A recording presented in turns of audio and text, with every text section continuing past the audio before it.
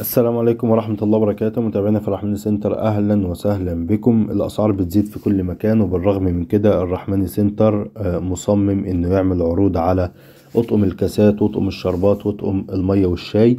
واللي قدام حضراتكم دولة عينة بسيطة من اللي موجود عند الرحمن سنتر من أطقم النيش، سواء كانت مصري أو تركي أو سعودي أو كريستال إيطالي RCR أو بوهيمي.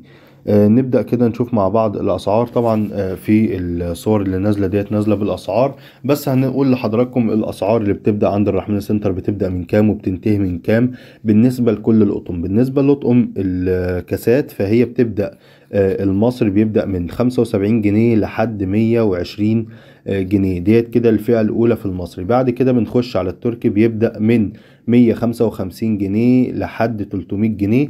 بعد كده بنخش على التركي العالي، طبعا التركي والسعودي اللي بيبدأ من 155 جنيه لحد 300 جنيه. بعد كده بنخش من 330 جنيه لحد 745 جنيه.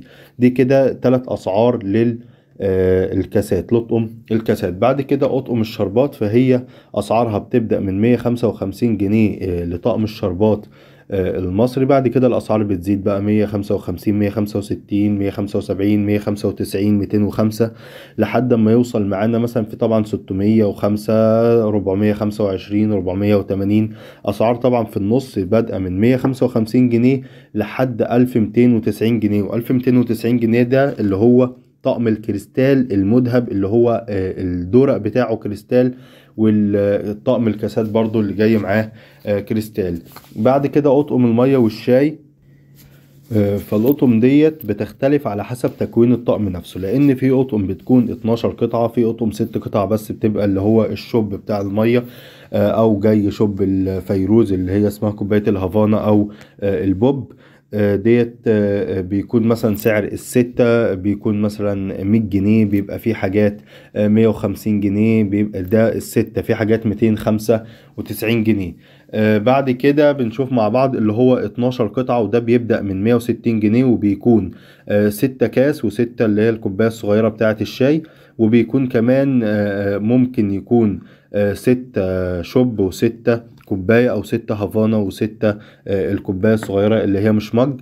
ده بيبدأ من 160 جنيه لحد 600 جنيه و700 جنيه على حسب نوع الطقم. يعني الكريستال طبعا بيكون غالي، إنما المصري في حاجات مصري طبعا جميلة جدا تشبه للتركي، وتقليد التركي ده كنا اتكلمنا عنه في الفيديو اللي فات. ممكن تراجعه وتبص فيها هتلاقي فيه أطقم يعني لقطة، لو جبتيها انت كعروسة هتلاقيها لقطة بالنسبة لك.